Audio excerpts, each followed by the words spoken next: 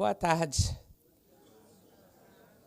Gente, é com imenso prazer que estamos aqui realizando a 12ª edição da Expo Religião. Esse ano, num formato diferente, porque, de novo, volto a dizer que nós temos muitos assuntos a discutir, muitos assuntos a falar, e por isso vamos começar com uma live. Nossa live está sendo transmitida pela TV Alerj, Canal do Povo. Alerj, a Casa do Povo, então realmente é ali que nós temos que estar, e também pelo canal da Expo Religião no YouTube. Mas, nesse momento, eu convido a vocês para juntos podermos cantar aquilo que nos dá maior orgulho, que é o que representa o nosso país. Vamos à execução do hino, por favor.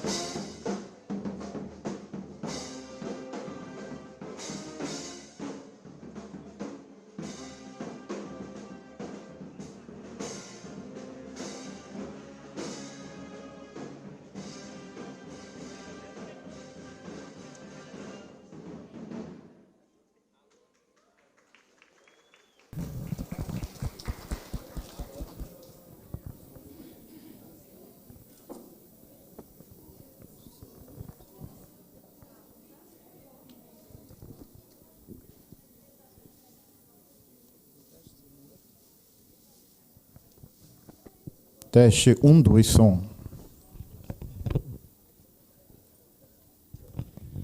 Bem, mais uma vez a gente agradece à Polícia Militar do Estado do Rio de Janeiro, que pelo 10º ano consecutivo abre a Feira da Expo Religião.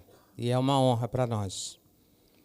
Bem, hoje nós vamos realizar uma live aqui importante, onde nós vamos falar sobre o acolhimento do pobre.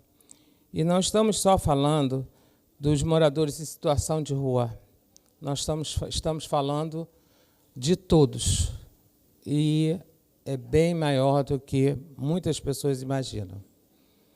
Eu costumo dizer que durante a pandemia, se não fossem as religiões foram as maiores parceiras do poder público, porque tiveram um empenho na distribuição de refeição, na distribuição de cesta básica, de acolhimento de pessoas que estavam na rua, e por isso nós perdemos tantas lideranças religiosas, porque elas se preocuparam com o seu próximo primeiro do que verdadeiramente dito com eles. E é em nome deles que a gente tem que continuar essa luta. E nós vamos continuar. Só que eu gostaria de chamar para falar, para abrir essa live, explicando. Vou pedir só o pessoal de trás para falar mais baixo, por favor.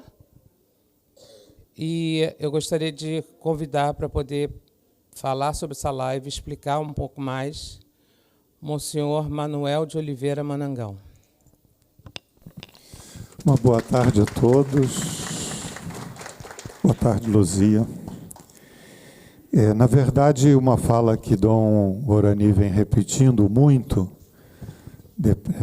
a partir dessa data que a gente chama da Semana Preparatória para o Dia Mundial dos Pobres, que, na verdade, é uma verdade na Igreja Católica, mas é também uma verdade, acredito eu, em todas as religiões, não é? A dimensão da pobreza sempre foi algo muito olhado, muito percebido. E por isso é que todos os documentos da Igreja, e o próprio Evangelho já nos apresenta um pouco disso, e também o Antigo Testamento também nos traz muitas lições dessa realidade. Era quase, eu vou dizer assim, obrigação como expressão verdadeira. Mas eu digo, era algo colocado como impositivo para a fé judaico-cristã, a vivência do atendimento e do acolhimento dos pobres. Eu não seria capaz de dizer aqui agora quantas vezes é que no Antigo Testamento, na voz dos profetas, você encontra a expressão da necessidade do cuidado das viúvas, que era um grupo todo especial, e também dos órfãos e dos pobres e dos estrangeiros, não é? Eu me sinto feliz sempre de poder, apesar de não ser brasileiro, quando a gente canta o hino nacional, eu poder me levantar e cantá-lo também, junto com todos os outros brasileiros, porque acabei sendo acolhido aqui nessa terra, ainda criança, como um dos daqui da casa, não é? Como cidadão daqui do Brasil. E essa dimensão, então, da pobreza, ela vai sendo sempre alguma coisa que se vai repetindo o tempo inteiro. Quando a gente pega a igreja do início, nos seus primeiros anos, a gente vai ver essa experiência. Era ela, aqueles que se convertiam, tinham essa missão de levar aqueles mais pobres que faziam parte das comunidades essa presença, essa atuação. E todos nós, provavelmente cristãos, nos lembramos do momento em que as comunidades se ajudavam, quando viam que alguma delas não tinha os bens necessários para poder sobreviver. Então, essa dimensão ela faz parte da nossa vida de fé, não é? A expressão da nossa fé. E eu sempre tenho o cuidado de dizer judaico-cristão, porque eu não consigo entender uma realidade sem a outra, né? A fé cristã sem a dimensão do Antigo Testamento, que serviu de ponto de partida para toda a realidade do anúncio apresentado por Jesus Cristo. Quando chegamos no ano de 2005, o Papa da época, que era Bento XVI, ele resolveu fazer uma encíclica, onde ele diz que um dos pilares da igreja é um tripé, e um dos pilares é a caridade. Essa expressão que para nós, no português mais comum, talvez tenha a fragilidade de se entender como a esmola que se dá, não é? Que também é, mas na linguagem da Sagrada Escritura, caridade significa a radicalidade do amor. É um amor vivido numa intensidade tamanha que você não só dá coisas, você se dá, você se coloca dentro desse processo. E quando ele vê que o trabalho vai começando, mas parece que ninguém deu muita atenção ao que ele escrevia nessa encíclica chamada Deus é Amor, repetindo uma expressão da primeira carta de São João, logo no seu início, é a definição mais, que eu digo sempre, mais bonita, não é? Exatamente por quê? Porque os mais velhos, como eu, aprenderam catecismo lá no tempo antigo, e a pergunta que quando se fazia, quem é Deus? Se fazia uma definição que eu sempre pensei, não tem nada a ver com Deus, não é? A gente aprendia no catecismo antigo, né? Deus é um espírito perfeitíssimo, eterno, criador do céu e da terra. Perfeita definição filosófica, mas que não fala muito ao coração. A expressão de São João é mais forte, porque ela vai dizer Deus é amor. E só quem ama consegue entender a realidade do mistério de amor. Então ele pega esse documento e traduz num documento que na linguagem da gente, né, do dia a dia, seria um decreto-lei, que na igreja chama-se motu próprio. A pessoa do Papa falando, eu quero que tenham essa preocupação. E vai dizer isso para os padres e para os bispos, que têm que ser os responsabilizados por essa dimensão. Vem Papa Francisco, e ele, há 7 anos atrás, resolveu instituir uma data para falar disso. E ele começou, pouco a pouco, a ir tocando naquilo que é fundamental para a realidade da nossa vida. Olhar as pessoas que estão ao nosso redor e que vivem nas mais variadas situações de pobreza, desde a pobreza material às outras muitas pobrezas que a gente vai acompanhando na nossa sociedade. E acho que todos nós somos atentos a essa dimensão. Quando a gente olha para o nosso mundo, é verdade que são 7 bilhões de pessoas, mas quase 1 bilhão vive em situação escandalosa de pobreza, e de miséria e de fome. Então a última mensagem, que foi publicada no dia 13 de junho, para dia de Santo Antônio, que tradicionalmente na cultura católica é um dos santos voltados para a realidade da pobreza, do cuidado com a pobreza. Ele lança esse documento, é a 7ª mensagem, e ele vai escolher um livro do Antigo Testamento, do nosso Antigo Testamento, que é o livro de Tobias. E é a história de uma família que, levada para o exílio, vai sofrendo todos os aspectos dessa realidade fora da sua casa, e o pai, né, Tobit, ele vai dizer ao filho, nunca tires os olhos dos pobres. E é com essa mensagem que ele então faz com que a gente, na Igreja Católica, toque e envolva toda a sociedade nessa dinâmica da gente olhar aqueles que estão ao redor da gente nas mais variadas situações de pobreza que a gente possa imaginar. Quando veio essa data para o Rio de Janeiro, logo na primeira semana, há 7 anos atrás, a gente imaginou que não dava para fazer apenas um dia. Não é? Eu brinco dizendo que a gente, às vezes, eu e os outros companheiros de correria nas questões sociais da diocese, somos muito gulosos, não é? E a gente acaba, em lugar de fazer um pequeno dia, a gente foi pensando numa semana. E na primeira semana a gente já tinha um pequeno momento de live, onde a presença de irmãos, naquele momento era o primeiro momento apenas, então trouxemos alguns que eram da fé cristã, e logo a partir da segunda vez a gente já começou a trazer alguns outros que se colocaram disponíveis para pensar. A pergunta é fácil. A pergunta é: o que nós, como religiosos, como homens de religião, homens e mulheres de religião, o que a gente faz da nossa fé na atenção àqueles mais carentes? Esse ano, no início, a gente teve a chance de poder perturbar a Luzia com o seu trabalho da Expo Religião e perguntar se a gente poderia fazer alguma coisa juntos. Porque, no fundo, a gente queria que aquilo que para nós é algo muito especial, e que também certamente é para cada uma das religiões que se fazem aqui presentes, pudéssemos estar juntos conversando um pouquinho. É uma troca de ideias, nos ajudando a perceber detalhes que nem sempre cada um de nós é capaz de individualmente perceber. E é por isso que a gente está hoje aqui envolvendo a Luzia e todos vocês nesse trabalho. No fundo, é a grande preocupação, como a Luzia dizia no início.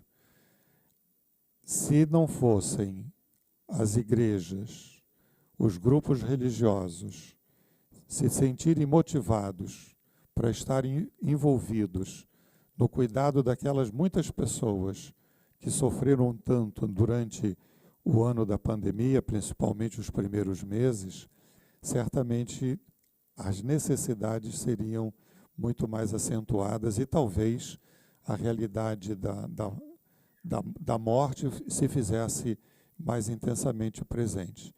Eu me lembro só do trabalho vinculado ao Banco da Providência, que é uma das instituições da Igreja Católica, que distribuiu mais de 80 milhões de reais juntos, que foram angariados pelos variados grupos, organismos e entidades e empresas na distribuição do alimento ao longo dos primeiros 6, 7 meses da pandemia de 2020. E eu tenho sempre um coração para agradecer, né? Porque não foi só a igreja, né? A igreja talvez tenha sido o caminho que foi encontrado como ponto de partida, mas a quantidade de outros grupos religiosos que faziam parte desse movimento que estava presente na cidade do Rio de Janeiro foi certamente muito intensa e muito considerável. Então a gente hoje está aqui para jogar para quem nos ouve e para quem está aqui presente a possibilidade de também poder falar um pouquinho sobre esse trabalho.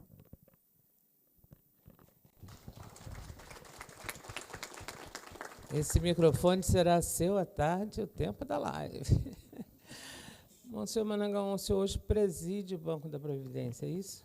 Na verdade, se eu fosse uma pessoa da área de governo, eu seria o equivalente a um secretário de Ação Social da Igreja Católica. Então, as entidades que estão sob a minha guarda é o Banco da Providência, a Caritas Arquidiocesana, o Amparo Maternal. Perfeito.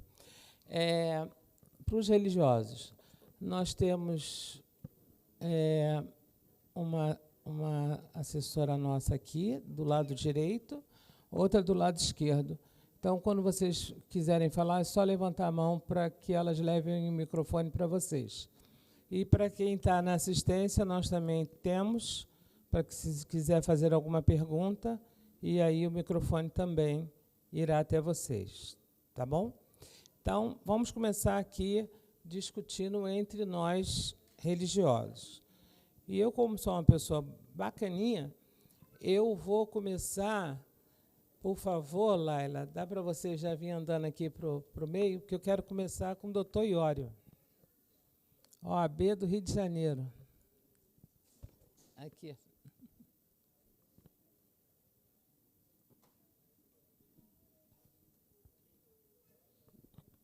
Boa tarde a todos, boa tarde, Luzia, muito obrigado mais uma vez pelo convite, é sempre um grande prazer, em nome da Ordem dos Advogados do Brasil, estar na Expo Religião, e, sobretudo, eu diria que o assunto de hoje, já muito bem aqui colocado, eu noto isso, também sou advogado, também sou professor, e nós notamos que, às vezes, essa ideia ainda hoje da questão da pobreza e da solidariedade ainda soa, às vezes, como uma obrigação moral. Não é uma obrigação moral, ela é uma obrigação, sobretudo, constitucional, erradicar a pobreza, diminuir a desigualdade e, sobretudo, a questão da dignidade da pessoa humana. Eu não posso, obviamente, deixar de me lembrar, nesse momento, no tema, de um grande mestre também que eu tive, e que foi Dom Luciano Mendes de Almeida. E a pergunta dele, no que posso servir, eu acho que ilustra muito bem isso. A ideia do fazer pelo outro, eu acho que está presente em todos nós, em todas as religiões. Todos nós aqui estamos buscando, inclusive, nos realizar e realizar o nosso mais. Eu lembro, inclusive, no que eu falei aqui na dignidade da pessoa humana, eu lembro também do professor Cândido Mendes, que lembrava sempre a mensagem de Paulo VI, hoje São Paulo VI, do mais ser do homem. Nós somos mais, nós temos que ver o nosso humanismo como no seu sentido integral. E isso também é uma visão constitucional, uma visão dos valores do nosso Estado. Nós não somos só trabalhadores, pais, filhos, religiosos, nós temos que nos ver no todo. E esse todo também inclui abraçar o outro, acolher o outro. Mais uma importância isso, Luzia, você também aqui, sobretudo, para nós, eu acho que um pilar nesse sentido. Não basta pensarmos, não basta falar, é necessário que nós possamos fazer. Então, sempre aliar, seja cada um dentro da sua religião, do seu dogma, da sua visão filosófica, da sua visão política, mais aliado um que fazer pelo outro, e sem me alongar, eu vou citar de novo Dom Luciano, no que posso servir. Espero que seja profícuo aqui, cumprimento todos aqueles que estão aqui, cumprimentando, e aqueles também que nos assistem em nome da Comissão de Combate à Intolerância Religiosa da Ordem dos Advogados do Brasil. Eu cumprimento a todos e me coloco aqui inteiramente à disposição. Muito obrigado. Olha, eu adorei a menção dele, em que posso ajudar, ele nem imagina. Só no final é que ele vai ter certeza. Nós temos... Alguém gostaria, desse primeiro momento, algum religioso gostaria de falar alguma coisa? Atamis Bárbara, xamanismo. Eu fiquei empolgada aqui, escutando o nosso irmão católico, né, durante a pandemia, e assim, eu vou começar com uma história sobre o catolicismo com quem eu fui criada, né, e também com quem eu trabalhei quando eu e meu marido viemos da Bélgica trabalhar no Brasil com crianças de rua. E ali nós trabalhamos com católicos, e eu aprendi uma lição assim fenomenal que eu quero talvez dar ideia para vocês, que é o caso de pedir, né? Diz que os discípulos, não sei se é verdade, mas me impactou tanto, os discípulos de São Francisco, um deles disse que não tinha mais condição de pedir comida na rua, que ele era de uma família muito abastada, que aquilo não era para ele. Ele disse, mas, meu filho, por que você está com vergonha? Quando você pede, você dá ao outro o direito de dar. E isso ali me tocou profundamente, né? Então, assim, eu sou a maior pidona que vocês podem imaginar, porque eu dou o outro direito de dar. Então, durante a pandemia, nós conseguimos, numa única live, cantando 2 horas. Gente, vocês não vão acreditar. R$36. Esses R$36 mil foram divididos entre 42 etnias indígenas no Brasil. E era uma condição realmente, ou a gente dava o que comer ou não tinha, né? Então, eles tinham aquela única cesta básica que receberam naquele momento, e foi muito difícil para as etnias, porque eles não saíam das suas comunidades, não era possível navegar, então não podiam escoar seus artesanatos. Realmente foi uma catástrofe muito grande, né? Então, eu queria dar esse depoimento e agradecer sempre esse contato que eu tive com pessoas que tinham isso dentro do coração deles, né, que sabiam pedir e me ensinaram a pedir também, para dar o direito do outro a dar. Muito obrigada. Olha, Thames, acalme seu coração, porque o dia nosso do meu grupo Distribuir Refeição é terça-feira. Então, tem amigos meus que, quando eu ligo terça-feira, nem atende. Acho que eu já estou bloqueada, já estou... De tanto de eu ligar e dizer, gente, só falta 5 quilos de arroz aqui para completar, só falta 1 de feijão. Não deu. E porque também, infelizmente, aconteceu uma coisa muito difícil.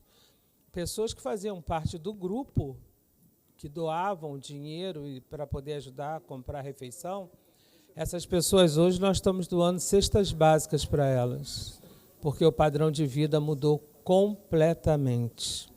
E nós não podemos desamparar aquele que amparou tantas pessoas, né? Mais alguém do grupo aqui gostaria de uma palavra? Sim. Fique à vontade. Bismillahirrahmanirrahim, em nome de Deus, o clemente e misericordioso. Meu nome é Wasim Ahmad Zafar, eu sou de Paquistão. E hoje estou completando uma história que eu cheguei aqui no Brasil 15 de dezembro de 1993 e hoje, 15 de dezembro de 2023, estou completando 30 anos aqui no Brasil e trabalhando para a minha religião. Nossa religião é Islã e nosso grupo é Ahmadiyya. Nós acreditamos que o Messias prometido já chegou, ele é fundador da comunidade Ahmadiyya. E quero parabenizar, em primeiro lugar, a senhora Luzia, que organizou essa Expo mais uma vez. E não é fácil, tem grandes desafios. E também queremos orar para melhorar a saúde dela. E também todos os organizadores que estão trabalhando dia e noite para essa linda Expo. Então, eu rezo que Deus dê sucesso em todos os sentidos. Muito obrigado. Muito obrigado, senhor. Olha, eu disse essa semana que todos os religiosos que estão aqui, que vocês estão vendo, eles realmente oram por mim, pedem a Deus por mim, pela minha saúde. Então, eu acho que está chegando tanta língua diferente lá em cima, que Deus disse assim, é melhor deixar lá embaixo. Porque cada hora chega numa língua diferente, pedindo para falar, para ela ficar boa, deixa ela lá embaixo, e eu estou levando, estou indo. Tem hora que fica ruim, mas tem hora que fica boa. O nosso Sheikh Chita já chegou, por favor, pode compor aqui a missa. Mais alguém aqui gostaria de falar? Então, vamos nossa Conte Devi. Boa tarde, Hare Krishna. Boa tarde a todos. Eu gostaria de agradecer a oportunidade de estar mais uma vez aqui e compartilhar com vocês, né? A Sociedade Internacional para a Consciência de Krishna, a qual eu pertenço, ela foi fundada por Srila Prabhupada, que também tinha essa preocupação com a alimentação. Então, ele dizia que, para que a gente pudesse viver bem, em nenhum templo da ISKCON, num raio muito grande, pode ter ninguém com fome. Então, em todos os templos da ISKCON no mundo, a gente serve refeição vegetariana gratuita.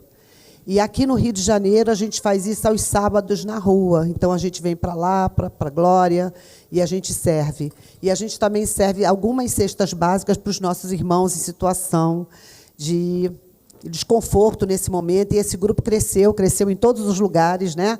E a gente tem um grupo bem grande que a gente tenta atender. Então, essa preocupação em dividir com o outro, em estar juntos, ela é extremamente importante em todas as nossas designações religiosas. E dentro da Sociedade Internacional para a Consciência de Krishna não poderia ser diferente. Então, eu me sinto muito feliz por pensar nos exemplos de Prabhupada, que criou uma fundação para alimentação, a gente chama de Alimentos para a Vida, que é necessário, embora a gente não seja um corpo, nós somos almas espirituais, a Luzia sempre brinca quando eu falo isso, mas a gente está habitando nesse momento um corpo e a gente precisa cuidar dele. E para cuidar precisa de saúde. Então a gente faz orações para que as pessoas fiquem bem. Você estava aqui falando e eu e a Marluce estávamos fazendo reiki para você ficar bem em pé, para você não porque a gente sabe que você gosta, então a gente faz, porque a gente sabe que tem sua autorização para isso. E para que a gente possa realmente manter espaços como esse, de diálogo, onde vocês estão vendo aqui vários amigos de designações diferentes, mas que a gente se entende, que a gente aprende muito e que a gente também quer aprender nessa troca com o outro mais necessitado, que isso é extremamente importante nessa sociedade que a gente está vivendo. Muito obrigada. Antes de eu passar para a próxima parte, mais alguém? Pastor Silas, gostaria de dar uma palavra? Luzia. Ah. O senhor quer falar primeiro? Não, pode falar, claro. Boa Leonardo, tarde. não é isso? Leonardo. Boa tarde a todos. Meu nome é Leonardo Santos. Sou mestre maçom da Augusta e Respeitável Loja Maçônica 4 Coronati. Sou membro da Grande Comissão de Direitos Humanos da Grande Loja Maçônica do Estado do Rio de Janeiro, ao qual eu saúdo todos aqui presentes com um triplo e fraternal abraço do nosso grande sereníssimo José Ricardo. E, embora a maçonaria não seja uma religião, ela é uma instituição filosófica e filantrópica. E como não existe filantropia sem acolhimento, sem caridade, nós estamos aqui, Luzia, com o maior prazer para ajudar. Eu sei que tem muito o que fazer, então, assim, conte com a maçonaria e parabéns. E muito obrigado por mais um ano deixar que a maçonaria faça parte desse belo e tão importante evento. Muito obrigado. Nós somos uma família.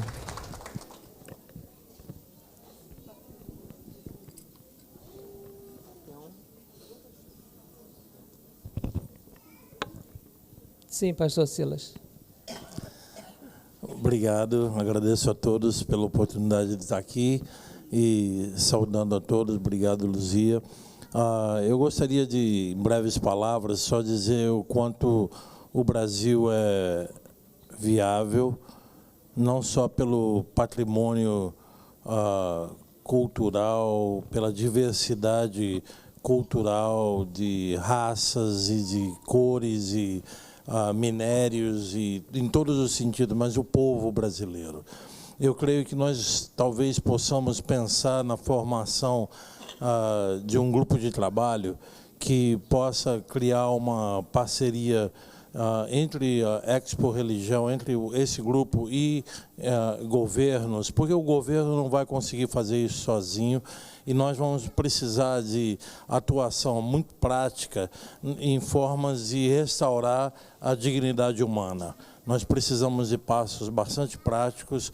Eu tenho um envolvimento com grupos evangélicos que fazem trabalhos em locais de grande perseguição, perseguição política, perseguição religiosa em várias partes do planeta, e nós sabemos muito bem o que é cuidar das pessoas em situação de necessidade. E no Brasil precisa, nós não podemos deixar para amanhã passos práticos, decisões que podem ser apresentadas para autoridades que queiram fazer diferença. O Brasil pode mudar sim, nós temos ideias, temos pessoas, temos situações em que o dinheiro vai aparecer para isso, mas nós temos condições de eliminar a pobreza no Brasil através da unidade e do coração unido na fé. Isso é possível, esse cuidado, cada religião tem a sua perspectiva de ir atrás disso, a base de tudo isso é o amor, e nós precisamos crer que se realmente sairmos da nossa bolha e exercermos e expressarmos esse amor que ouvimos logo no início aqui, nós vamos achar respostas práticas e vamos ter soluções que o governo sozinho não vai fazer e que nós sozinhos não vamos ter condições de fazer, mas nós temos condições de, unidos, trazemos ideias práticas com coração e mente aberto para podermos cuidar uns dos outros, porque as necessidades são grandes, mas eu tenho certeza que as respostas estão bem aqui a nosso alcance se nós trabalharmos juntos. Fica aqui uma ideia.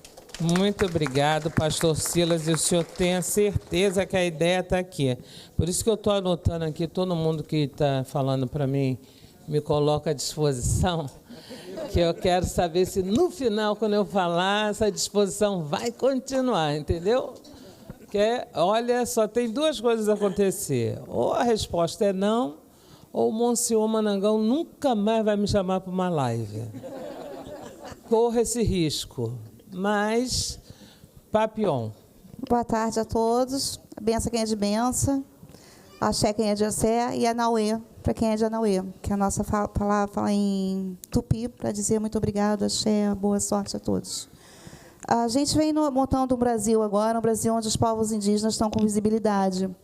E também fazemos parte da pobreza do Brasil. Então, como incluir a questão indígena dos povos que moram no Rio de Janeiro para vermos essa questão da pobreza, né? Essas doações, como poderiam ser vistas também, principalmente aos indígenas que moram no contexto urbano, porque as aldeias têm seu direito garantido, mas os indígenas em contexto urbano não. É só uma ratificação de como nos sermos incluídos também na questão de pobreza, porque nós somos sempre vistos, mas não somos olhados. Papião, tem que ser. Né? Vocês chegaram aqui, antes vocês ajudaram. Tem muitos lugares aqui no Rio de Janeiro que vocês não têm noção, foram construídos pelos indígenas, como eu, por exemplo, me surpreendi quando eu soube que os Arcos da Lapa teve a contribuição da sua formação indígena. Então, assim, são coisas que passam, não tem uma plaquinha lá, né, dizendo isso, infelizmente. Porém, estamos recebendo também nosso Sheik Sunita, está aqui do outro lado. Os dois são xiitas, ok. Bem, posso colocar minha ideia ou alguém tem mais alguma coisa a falar? Alexandre. Ouvindo o Monsenhor Marangão, a gente pensa que temos muitas coisas em comuns, né? Quando os espíritos vieram a Allan Kardec e o espiritismo surgiu em França no século XIX, o lema "fora da caridade não há salvação" ficou vivo, preconizado, porque tínhamos uma sociedade que, embora fosse adepta de religião, não praticava a religião com relação aos mais sofridos. E esse "fora da caridade não há salvação" tem que ter um entendimento e que nós somos irmãos. A nossa relação tem que ser de fraternidade. Então, além da emergência de atender o estômago que dói quando se tem fome, precisamos estender a ideia ao acolhimento, precisamos estender a ideia à inclusão, porque quanto mais vivemos em sociedades estratificadas, sociedades separadas, onde alguns frequentam alguns lugares, outros frequentam outros, nós vamos ter níveis de violência altíssimos, vamos ter problemas de convivência, vamos ter pessoas em vulnerabilidade. Então, esse trabalho dos religiosos tem que ser um trabalho de mão na massa, de fazer acontecer, e eu tenho absoluta certeza que vai além das questões de atender às necessidades básicas, como a alimentação. Claro, essa é importantíssima, né? Não dá para trazer qualquer questão com o indivíduo com o estômago vazio, né? Vamos alimentar, sem dúvida nenhuma, mas vamos acolher e vamos incluir. Nós estamos cada dia mais entendendo a necessidade dessa inclusão. É isso. Ok. Eu gostaria de... Dr. Paulo Malte. Muito boa tarde a todos. Luzia, meus cumprimentos. Parabéns pelo evento, mais uma vez. A gente já pode dizer que é um sucesso, mesmo estando no seu início. Nós sabemos que vai ser. Não temos dúvidas disso. Já posso dizer. Eu vou tentar aqui repetir uma fala que fiz semana passada, ao pé do Cristo Redentor. Obviamente, o público aqui, nenhum estava presente, alguns dos meus colegas aqui estavam, todavia, eram poucos. Então, eu vou falar para os que não estavam. Os que já ouviram, lamentavelmente, vão ouvir de novo, mas não vai fazer mal nenhum. Eu quero dizer que sou adepto da religião judaica, sou daquele grupo judaico, da civilização judaico-cristã, muito bem retratado pelo Monsenhor Managão. Logicamente, o número de vezes que aparece a palavra caridade no Velho Testamento, ele não sabia que é um religioso, nem eu vou saber, que não tenho a menor condição, mas certamente é um número muito maior do que nós pudéssemos aqui imaginar. Eu quero dizer que em hebraico e no Velho Testamento, a palavra tzedakah é utilizada para doação e também tem o significado de justiça. A mesma palavra significa doação e justiça. Isso não é à toa, não é gracioso, porque não há qualquer tipo de doação que não seja justa, que não seja para atender à justiça social. E nós temos que pensar sempre na justiça social.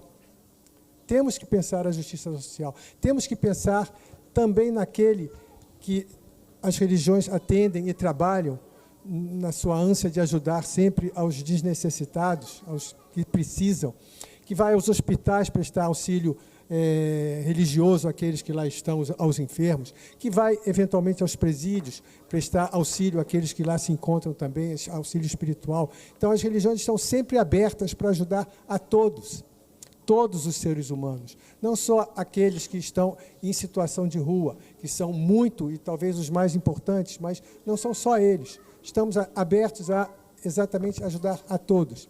E dentro desse conceito de justiça social, nós incluímos todo esse conceito. Nós temos, na religião judaica, o Talmud, que é a interpretação do nosso livro sagrado, nós temos 4 tipos de doação, classificada para menos importante a mais. Todas são importantes, mas há uma classificação.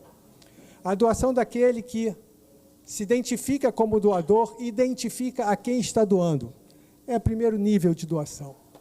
Tem a doação daquele que se identifica como doador, mas não quer saber a quem está doando. Ele doa para quem for receber, a instituição for distribuir. Tem aquele que não se identifica como doador, mas quer que a sua doação seja destinada a um ser específico, a uma pessoa ou uma entidade específica. É o terceiro nível de doação. E o mais alto nível de doação, obviamente, é aquele que não quer ser identificado como doador e não quer saber para quem vai a sua doação. Essa é a grande doação. Você doa de coração, sem saber a quem ajuda. Você ajuda sem saber a quem. Então, dentro dessa ótica, eu vou encerrar desejando shalom a todos, paz, prosperidade e, se Deus quiser, que nós não precisemos de doação, que nós sejamos doadores. É o meu desejo a todos. E assim seja. Bem, algo que eu deveria ter feito ao início, peço desculpa a vocês, mas gostaria de dar noção a vocês dos religiosos que estão aqui. A Tamis Bárbara, xamanismo. Conte David Dazi, Hare Krishna. Mariluz Pinheiro, Fé Bahá'í. E também a doutora Inaê Pinheiro, Fé Bahá'í, mas que hoje cumpre 2 papéis, papel de advogado e papel de coordenadora geral aqui da Expo. Alexandre Pereira, Espiritismo. Papião Cristine, Espiritualidade Indígena, Catimbó da Jurema. Og Sperle, Wicca. Vanessa Machado, a Igreja de Jesus Cristo dos Santos dos Últimos Dias. Fábio Soares, IFA.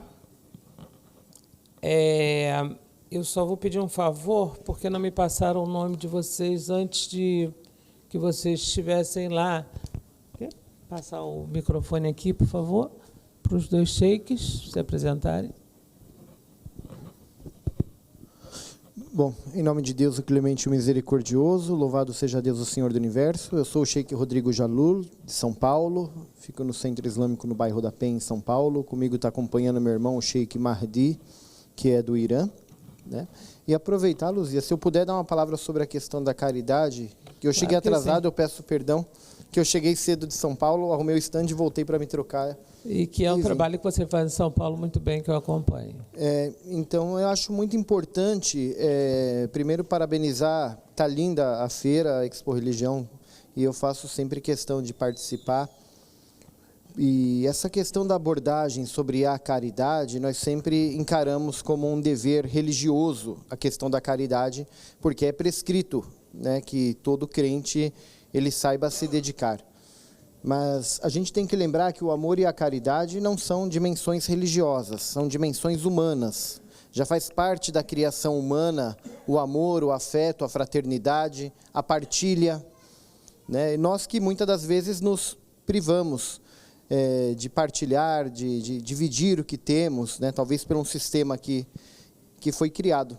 Mas a gente sempre lembra no islamismo que Deus ele é onipotente, e Deus, por ser onipotente, ele não precisa de nada que a gente possa fazer. No islamismo, fazemos 5 orações diariamente, supostamente para Deus.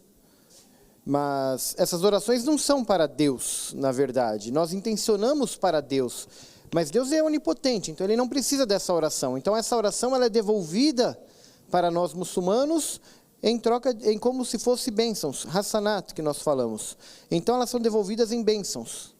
Porque se Deus é onipotente. Então, se Deus é onipotente, ele fala para o muçulmano, faz 5 orações por dia, faz jejum no mês do Ramadã, pede várias coisas para o crente, mas é onipotente e não precisa de nada, então o que ele pede da humanidade? Ele pede que nós saibamos nos doar. Então, é uma obrigação de todo crente, no Alcorão Sagrado, qualquer versículo que você lê e faça oração, que aí é algo pessoal entre eu e Deus, está escrito, e pague o zakat. Esse zakat quer dizer o quê? Caridade. Então Deus convida todos nós a nos dedicarmos ao próximo, porque é segundo o amor que nós seremos julgados, é segundo as nossas ações que nós seremos julgados, né? E claro que esse ato interreligioso e qualquer atividade interreligiosa é muito importante para quebrar barreiras. E hoje eu trago como exemplo, eu faço em São Paulo um trabalho que eu não falo que é um trabalho porque eu não vivo disso, mas eu faço ações sociais através das atividades do Centro Islâmico com a população de rua em São Paulo, e hoje eu me junto ao padre Júlio Lancelotti, que já tem mais de 40 anos de carreira com essas ações. É um trabalho que se tornou interreligioso e um exemplo em São Paulo entre o cristianismo e o islamismo. E hoje, quando eu vim para a Expo Religião, eu ia ficar num hotel e o padre Júlio ligou para os freis carmelitas aqui, e eles falaram, 2 sheiks que vêm, são 2 religiosos, e vão ficar aqui no seminário junto com a gente aqui na Lapa. E nos forneceram 2 quartos, alimentação aqui. Então é algo muito bonito que a gente vê que o interreligioso, ele transpassa qualquer barreira, né? Temos sempre que visar,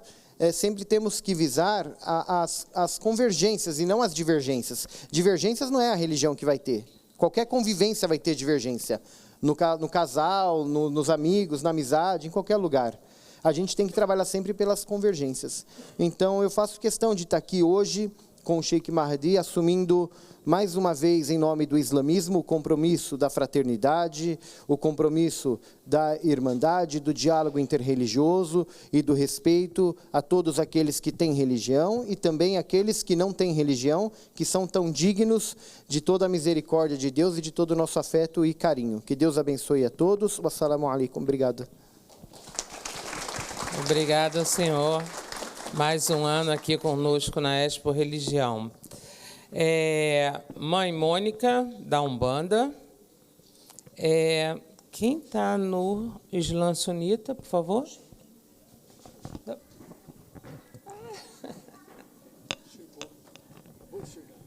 Eu não tinha visto.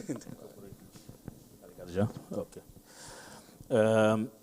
Saúde a todos, assalamu alaikum. Que a paz de Deus esteja com todos vocês. Primeiro, agradecer esta oportunidade de estar aqui. Mais uma vez, a gente se reunindo para uma causa que alegra a gente. Quando passa o ano, a gente não vê o momento de estar aqui de novo. Então, é uma alegria da gente poder estar aqui e compartilhar um pouco daquilo que nós temos de conhecimento e de felicidade.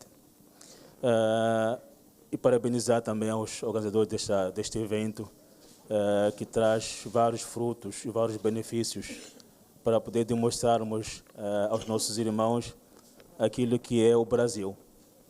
Então, o Brasil está aqui. Com toda a diversidade de religiões, a gente pode conhecer melhor quem é o Brasil, o que é o Brasil para a gente. A segunda questão, também parabenizar pelo tema que é colocado. Essa questão da pobreza, das pessoas desfavorecidas, é um tema muito importante. Quando você olha para o mundo hoje, com essa pandemia que aconteceu, essa Covid-19, e que veio decimar mais, ou semear mais a pobreza, quer dizer, aumentou mais a pobreza, e você encontra que há várias famílias passando por esses momentos difíceis. Então, quando a gente se pronuncia, quando a gente se une para poder dar o nosso parecer, quem sabe a gente consiga trazer soluções para que isso tenha o seu fim, se Deus quiser. Então, é um tema muito importante que a gente deve olhar com seriedade e deve olhar com amor e carinho, porque são irmãos que estão passando por isso. Então, imagina você ficar o dia sem saber o que vai comer. Então, é uma questão alarmante, é uma questão que mexe com todos nós. Olhando para aquilo que é o Islã, já traz esse tema, essa importância de nós olharmos para aquelas pessoas que precisam da gente. Quando você tem um pouco, já consiga dar a quem não tem. Então é um tema que o Islã olha com tanta profundeza. Não é por acaso que um dos pilares do Islã é o zakat, que é o tributo, uma caridade obrigatória, que ela é recolhida dos ricos e distribuída aos pobres. Então, isso demonstra o quê? Demonstra a necessidade e a preocupação para quem tem e olhar para aquele que não tem. Porque é uma situação que a gente, fazendo isso, então traz o amor, traz a alegria para as pessoas. Então, é um tema bastante importante, é um tema bastante louvável. Espero que saiamos com essa nossa sentada com uma resposta para dar à sociedade. Então, muito obrigado por essa oportunidade, por estar aqui mais uma vez, e agradeço a essa oportunidade. Obrigado. Obrigado, senhor.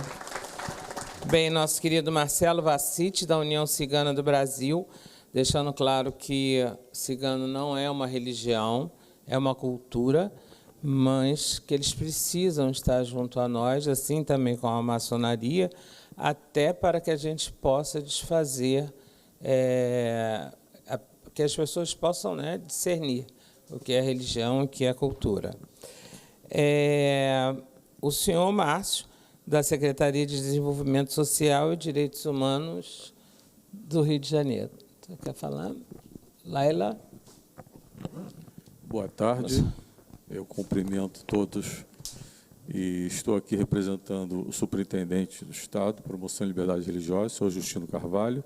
Quero cumprimentar e agradecer por estar aqui nesse evento e dizer que de suma importância, né? Mais um ano, um evento interreligioso, está ao lado de tantos ilustres autoridades eclesiásticas. Eu quero participar que o setor, a superintendência, ela existe no sentido para resguardar as intolerâncias religiosas. O Estado é laico e onde todos têm o direito, constitucionalmente, de expressar suas religiões. E, portanto, estamos aqui muito honrados de estar juntos com os senhores. Muito obrigado. Obrigado. Leni, que é evangélica, representando aqui a Igreja do Pastoraio, e que é a farinha de trigo desse bolo que nós vamos bater agora. Boa tarde a todos. Estou muito feliz de estar aqui. Estou representando o Pastoraio Balugum, da Igreja Evangélica Voz de Deus. E mais um ano nesse evento que a Luzia consegue reunir tantas pessoas de credos diferentes, mas em um só propósito. E eu quero agradecer, dizer que vem coisas muito boas por aí, porque a gente fala não só em cesta básicas, em alimento, mas a gente quer ir além disso. ir até a capacitação, a profissionalização, a inclusão de pessoas também no mercado de trabalho, com o pensamento de que essas pessoas hoje estão sendo assistidas, mas o que a gente quer é que no futuro elas possam passar de assistidas a assistentes. Que Deus abençoe a todos. Obrigada. Bem, Monsenhor Manangão, agora nós vamos ver quantas pessoas vão ficar sentadas aqui. Vamos fazer o teste. Eu estou com o que o doutor Iório me disse até agora aqui na cabeça, em que posso servir. Está na hora. Bem, 2 jornais furaram a gente, né? Que já saíram a matéria aí, do Jornal Dia e Jornal Extra, mas não contaram tudo. Quando o Monsenhor Manangão me chamou para conversar sobre essa live, quem me conhece sabe que eu não sei fazer nada pequeno. Eu não sei por quê. Gente, tem... É o quê? Pode ir. Tá. Então, eu fiquei pensando, depois que a gente conversou, a live muito boa. As pessoas vão conversar, vão falar, estão assistindo, estão lendo jornais, vão dialogar sobre isso. Mas para a gente que vai para a rua levar o alimento, é muito triste. Porque, no nosso caso, as pessoas às vezes falam assim, por que com religiosos eles vão e com a gente não, às vezes com o poder público? Porque nós não entregamos refeição. Nós levamos a refeição, nós sentamos com moradores de situação de rua, nós conversamos, nós sabemos direitinho quem está na rua porque quer, quem está na rua porque perdeu o emprego, quem está na rua porque foi colocado para fora pela família, quem está sem opção. A gente tem esse mapeamento. Mas tem um principal que nós temos. Eles não querem ficar ali, ao contrário do que muitas pessoas dizem, né? As pessoas acham prático dizer, não, eles gostam, ninguém gosta. Dia de chuva, quer dizer, agora aqui onde eu estou morando, eu ainda estou me adaptando, mas no recreio, quando o telejornal avisava, vem aí um grande temporal, tantos dias, a gente já saía, que era para poder avisar eles para ir para tal banco e tal banco, porque a marquise era maior, e levando jornal, e levando agasalho, porque o frio ia ser grande. O número de crianças na rua aumentou muito, porque foram famílias inteiras para a rua. E uma outra coisa que aconteceu com a gente que distribui alimentação, é que antes a gente distribuía somente para o morador em situação de rua. Agora não. Agora vem famílias que têm casa, têm moradia, e que são sinceros em falar para nós que tem moradia, mas não tem o que comer. E aí a gente distribui também. Então, a gente entende que, na verdade, essas pessoas, assim como nós, eles não querem mais o peixe, eles querem a vara. Sabe, a gente entrega a cesta básica, eles são gratos com aquela cesta básica, mas ele queria ter o dinheiro para entrar no mercado e comprar aquilo que ele quisesse comprar. Essa dignidade de dizer que ele está sustentando a família dele. Então, qual é a proposta que eu tenho a fazer? E eu não vou dizer que é o Instituto, porque eu não conversei com os religiosos antes. Então, qual é a proposta que a Luzia tem a fazer a todos os religiosos, inclusive ao Monsenhor Manangão, e doutor Iório, da gente ver a possibilidade disso juridicamente, correto? Eu acho que não tem como você fazer tudo de uma vez. Tem que ser por etapas. Até para que a gente veja onde está certo, onde está errado, onde errou, onde pode acertar. A minha sugestão é que nós pegássemos um grupo de 100 moradores em situação de rua e tivéssemos um local para levá-los. A minha sugestão antes não daria certo. Agora eu acho que vai dar por um projeto que passou. Quando teve a pandemia, o prefeito Crivella, ele fez dos camarotes da Marquês de Sapucaí um dormitório, para que os moradores saíssem da rua e pudessem dormir lá. Então, a ideia seria pegar o setor 2 e o setor 4 e transformá-los em dormitório. E ali que nós pudéssemos ver dessas pessoas que nós levamos a documentação, o curso de capacitação. Quando eu disse que a Leni é a farinha de trigo desse bolo, porque a Leni, ela faz um curso de capacitação que ela forma, por vez, 2.000 pessoas.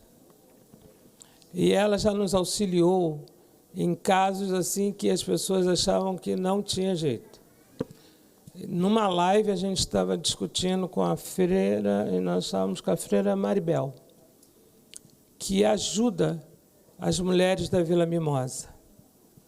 E aí ela se ofereceu. Aquelas que quiserem sair, eu ofereço gratuitamente o curso de capacitação. E elas saíram, algumas saíram. Então, aí estão trabalhando. A Leni recebeu lá no espaço dela 2 jovens que foram levados, um foi levado pela mãe com tornozeleira eletrônica. E ela botou esse menino num curso de capacitação, ele hoje tem o espaço dele, levou um outro amigo que também estava com o mesmo problema. Hoje os 2 estão livres, trabalhando, e saíram da sua área. Então, qual é a ideia?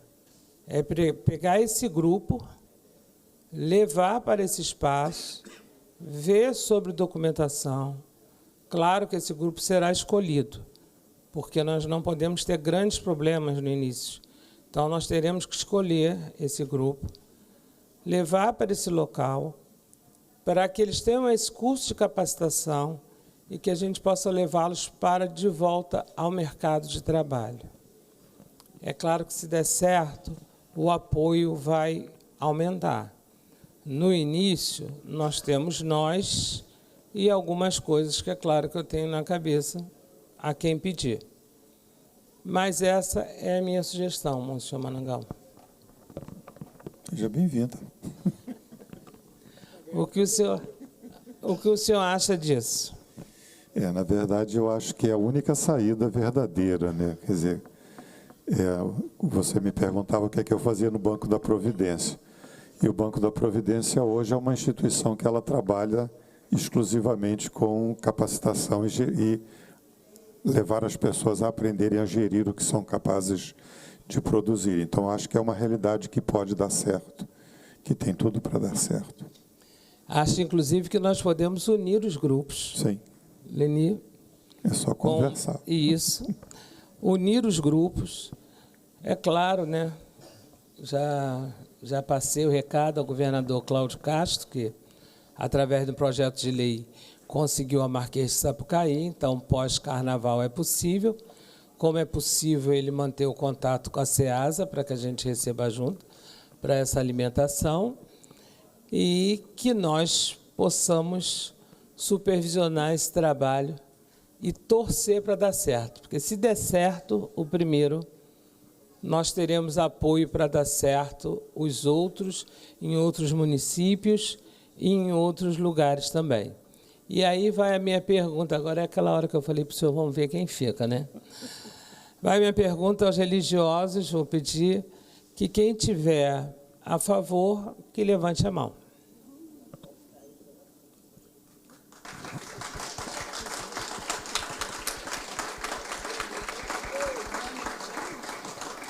Doutor Iório, é possível?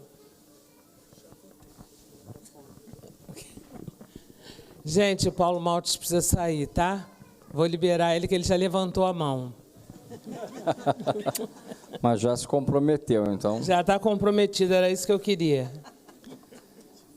Luzia, eu acho que, do ponto de vista constitucional, é muito importante, e acho que esse assunto cabe bem nesse momento, de se compreender um pouco mais do que vem de ser o princípio da laicidade no Brasil. Que muito se fala, às vezes, da laicidade numa mistura como se a laicidade fosse um laicismo ou uma ojeriza às religiões. Na verdade, o que nós temos no Brasil é uma laicidade de colaboração. O modelo brasileiro é uma laicidade de colaboração, e o artigo 19, inciso 1, fala expressamente que, embora não possa haver relações de dependência institucional entre instituições religiosas, pode e deve haver sempre uma colaboração de interesse público.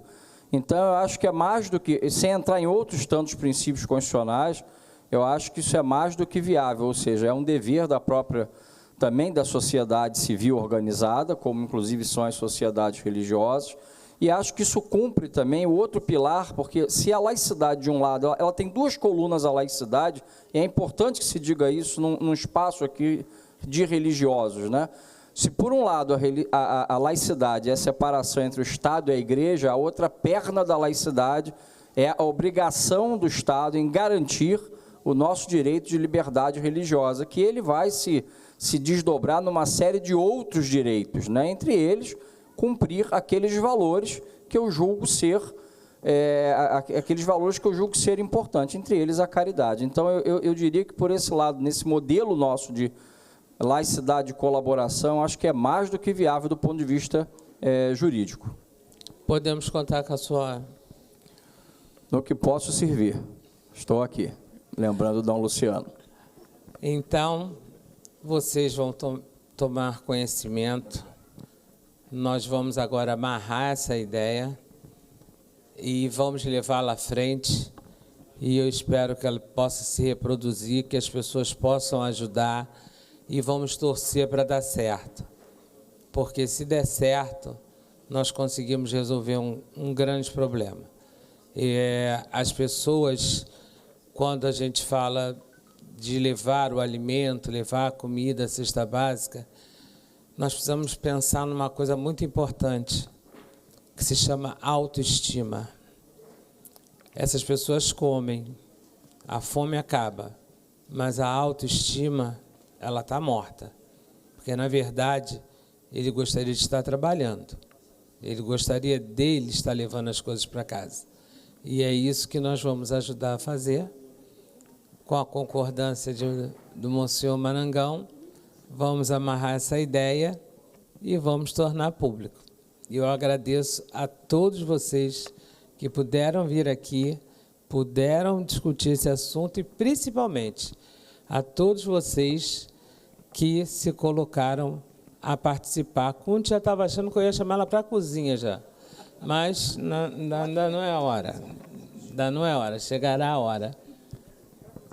Para a cozinha também, né? Então, nós iremos fazer, e eu creio que irá dar certo. Alguém quer falar isso? Pois não? Boa tarde. Eu já fiz parte da Secretaria de Administração Penitenciária, Mandagão, um prazer vê-lo de novo. Eu só queria abrir o leque. Eu sou espírita, vim aqui para colaborar com o Alexandre, gosto muito desses encontros interreligiosos. Aproveitando a fala do pastor Silas, que fala em praticidade, eu só vejo com isso que a gente podia abrir o leque. Por quê? Como nós estamos representantes ciganos, que é uma cultura, nós estamos com outros representantes também da outra maçonaria. Então, meu receio, vendo o futuro, é havendo muita contraposição dos amantes do samba. Então, a gente poderia, por exemplo, quando eu falo de praticidade, eu sempre defendi ideias práticas para combate à fome, por exemplo, por que não arborizar frutas frutíferas todas as estradas, rodovias, e nós trabalharmos com esse rendimento para reverter para quem está em situação de vulnerabilidade, o poder público e a sociedade civil. Então, nós pensávamos em outras instituições de abrigos para fazer esse plano piloto, que nós precisamos mostrar que há possibilidade de dignidade e transformação, por isso, esse encontro de laicidade é importantíssimo, como a gente também fazer um rodízio entre as diversas culturas religiosas para que cada um participe. E a gente comece a quebrar essa visão de só espírita, só batista, evangélico, xamanismo, o Wicca. A gente tem que quebrar essas barreiras e aumentar o leque. que eu quero dizer com isso? Outros terrenos, porque meu receio é haver muita contestação para o uso e a gente acabar uma ideia excelente que você teve de laboratório e não temos o plano B. Então, eu sugiro que a gente possa pensar também em outras alternativas, caso exista muita grita quanto a isso. Obrigado. Olha, eu não vejo a reclamação das pessoas do mundo do samba, até porque isso já aconteceu durante a pandemia e muito pelo contrário. As pessoas levaram e doaram os colchões, os colchonetes que estavam lá. Foram doados pelas escolas, pelas pessoas que estejam lá. Veja bem, hoje o morador de rua, ele é um problema de todos nós, que todos nós queremos resolver. Eu duvido que alguém fique bem um dia de grande chuva, sabendo que tem crianças, que tem senhoras de idade, que seja quem for na rua. Por que quando nós levamos alimentos, tem gente que não entende, e já falou até com ignorância, nós levamos também ração para o cachorro? Aí a pessoa diz, para que cachorro, gente? Se não pode, para quê? O cachorro é que toma conta das coisas dele. O cachorro é que toma conta daquela criança, para que ela não sofra. O cachorro é a companhia, o amigo que ele tem. Então, sinceramente, eu não vejo rejeição. Eu não vi tudo, mas eu vi ali a matéria do Jornal Extra e eu cheguei a ler umas 10 opiniões que foram dadas e todas foram de muito carinho. Só uma ou duas que apontando o dedo. Ah, mas isso é obrigação de fulano. Não. Isso é obrigação de todos. Todos. A gente não tem que apontar dedo. Se é fulano que tem que fazer, ou ciclano, você não faz. Isso é igual marido e mulher que mora dentro de casa. Ela não gosta de limpar a casa, ele também não. Aí fica aí os dois até o dia que, a Conlurb tem que ir lá jogar a casa no chão de tanta sujeira que deu. Porque vai ficar apontando o dedo, é você. Não, somos nós. Nós não viemos a esse mundo a passeio. Nós temos religiões diferentes aqui, mas se o senhor observar, quase todos que falaram aqui, os que falaram, e são religiões bem diferentes, a gente começaria pelo primeiro mandamento. Ama teu próximo como a si próprio, senão você não vai fazer nada. Você não vai chegar a nada. Deus nos mandou aqui para que a gente só ficasse saindo, bebendo, passeando. Não, a gente tem que deixar de lado essa frieza que tomou conta das pessoas. Uma vez eu fui cobrir uma matéria, porque eu sou jornalista, daquele engenheiro que quando caiu ali aquela Tim Maia, a ciclovia, o corpo do engenheiro aqui, ele jogando altinho aqui do lado, ó. Continuaram o jogo de vôlei. E o corpo do homem ali, sem um lençol, que eu ainda falei isso. Gente, antigamente morria gente, não sei, porque eu já estou velha, mas antigamente morria alguém, era questão de segundo, aparecia um lençol e 2 velas. Era uma coisa assim rápida, não sei de onde saía. Agora não tem mais isso. Agora as pessoas morrem, ficam lá jogadas, canta pagode, senta, come do lado. Então, também precisamos resgatar em nós também o amor ao próximo. Porque o problema não está só com o pobre, não, hein? O grande problema está em nós. Nós começamos a achar que tudo é normal, que tudo é natural, que tudo pode acontecer, só que não pode. Você ajudar uma pessoa, quando você volta para casa, você dorme diferente, você fica diferente, você sorri diferente. Todo jantar que a gente faz de final de ano, de Natal, quando a gente volta para casa para fazer a ceia, ela é diferente, porque você tem a certeza que naquele momento alguém também está comendo, junto com você. E eu acho que é isso que a gente precisa fazer, pensar no próximo, mas também precisamos nos curar, nós. Então, eu, Luzia, entendi o que o senhor quis dizer, mas eu tenho um princípio. Eu não parto para nada achando que vou perder. Se eu decidir partir para alguma coisa, é porque vai dar certo. É assim que eu penso. E vai dar certo. Pode falar. Tá. Boa tarde a todos. Meu nome é Babalanda Choguian. Já me escusando que vou ter que sair pelo horário, mas, primeiramente, felicitar a todos por este evento, que realmente é um evento de grande monta, a Expo Religião. Saudar aqui todos os credos que estão presentes. Eu represento o Candomblé e gostaria de dizer que a ideia não é só viável, como é cumprível, é concreta, mas eu queria ressaltar um aspecto que eu acho que vai ajudar, né? E saudando o Monsenhor Marangão também, porque o Papa é um jesuíta, né? E é um jesuíta que não acredita em evangelização com fome, né? Com fome ninguém absorve nenhum credo, nenhuma religião. A fome não tem ideologia, não tem cor, não tem raça. Então, nós temos que nos preocupar. E eu represento, a minha sede é na Baixada Fluminense, Nova Iguaçu, onde a diocese lá também sempre teve uma tradição de compromisso social. Então, eu queria deixar, Luzia, essa colaboração de nós pensarmos essa ideia nos municípios mais carentes. Porque durante muito tempo se criou a imagem de que a capital era a terra prometida. Vamos para a capital, que a capital tem emprego, tem alimento. Não. E com isso a capital inchou, não cresceu, inchou, e os problemas aumentaram. Então, se nós pudermos, nos municípios, realizarmos esse trabalho com as dioceses, com as igrejas evangélicas, com os centros kardecistas, nós vamos diminuir o problema na capital. E com o poder público, e principalmente nas áreas onde o poder público não chega, por conta do poder paralelo de uma série de questões. Nós temos que exigir do poder público segurança, para que nós possamos levar a segurança alimentar para essas comunidades. Perfeito, Alan. Que foi o que eu disse. Nós temos que fazer com esse primeiro grupo, fazer dar certo, para que justamente a gente possa espalhar e possa levar para outros lugares.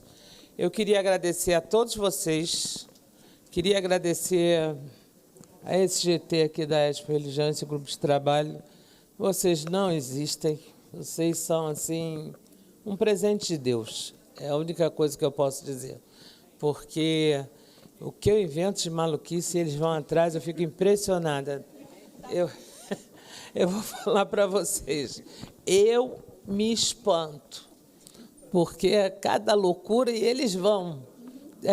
E vão, e está chegando a nossa secretária da Mulher, doutora Joyce, secretária municipal, e eles vão mesmo, não vê a outra já querendo ir para a cozinha? A outra pedindo? E pode procurar que elas vão estar na cozinha. Isso aí aí vai estar dizendo para o outro que não pode isso. Já estou pronta para que isso aconteça.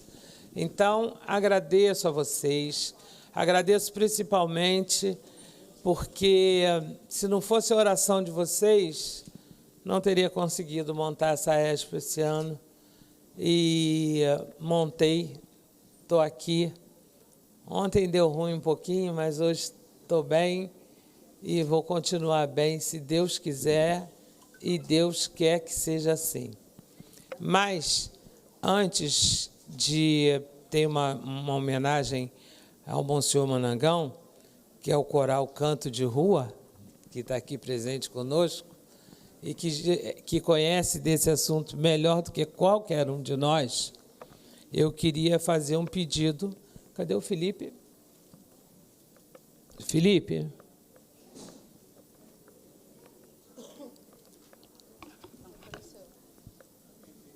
A foto que eu te pedi.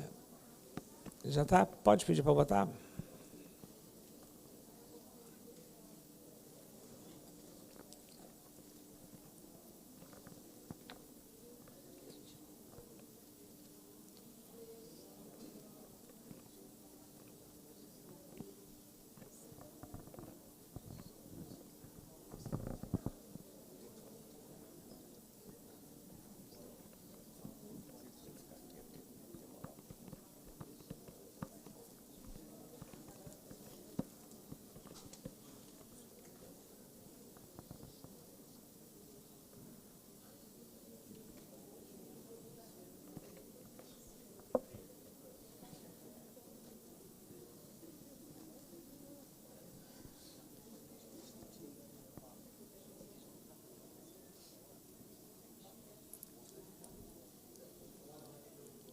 Oi?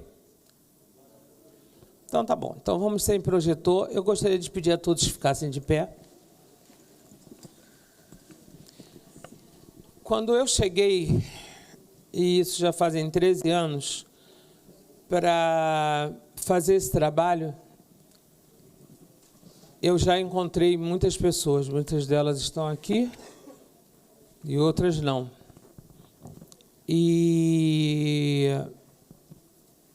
eu encontrei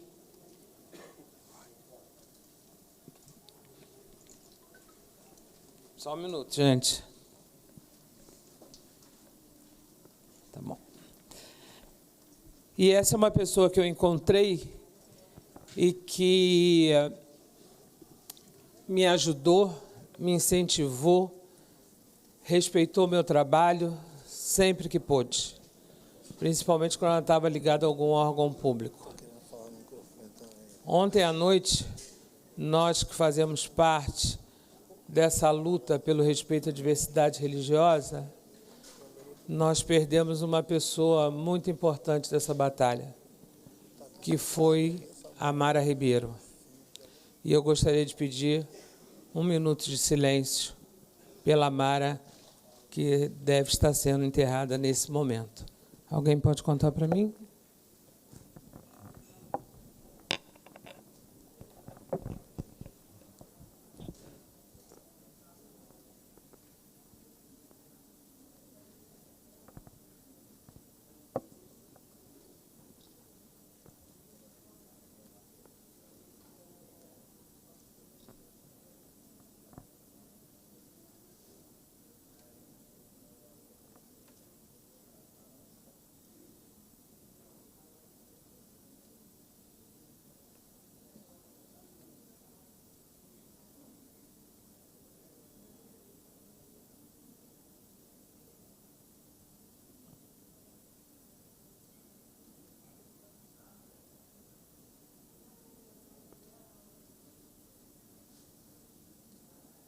Salva de palmas para a Mara.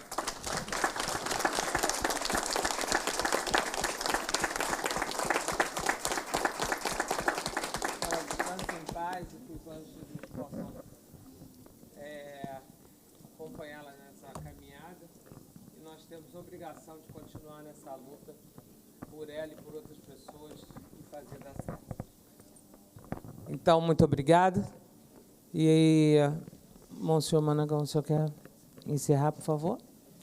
Então, eu tenho a agradecer hoje esse momento que tivemos aqui juntos, de tantos lugares diferentes e de tantas situações diferentes, porque, na verdade, quando a gente pensa naquilo que é a ação do Criador,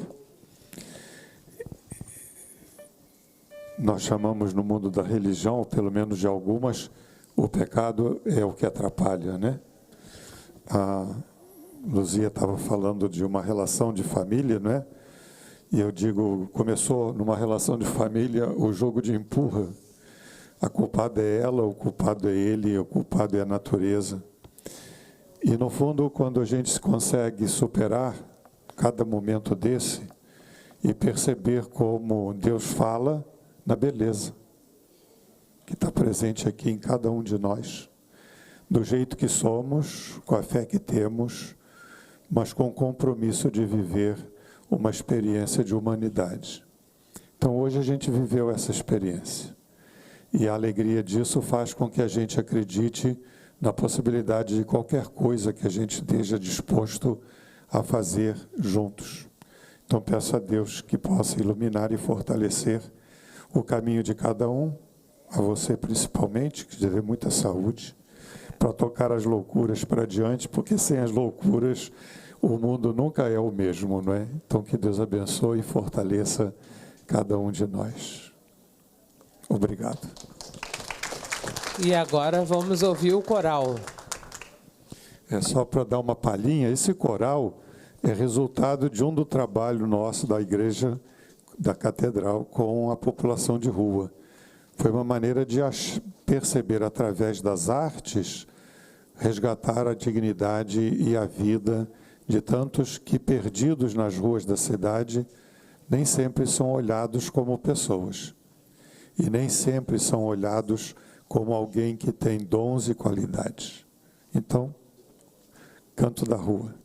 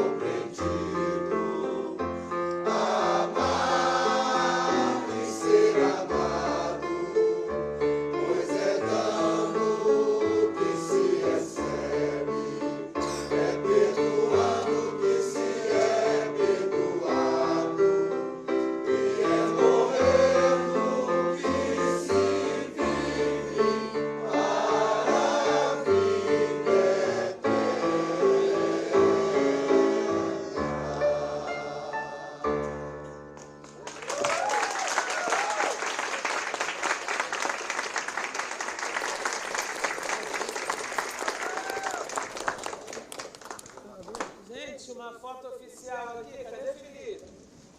Bom, os de trás pode passar aqui para frente? Ah, é? Ah, então nós vamos tentar e vamos ficar de pé. Olha, tá vendo? Sua formação.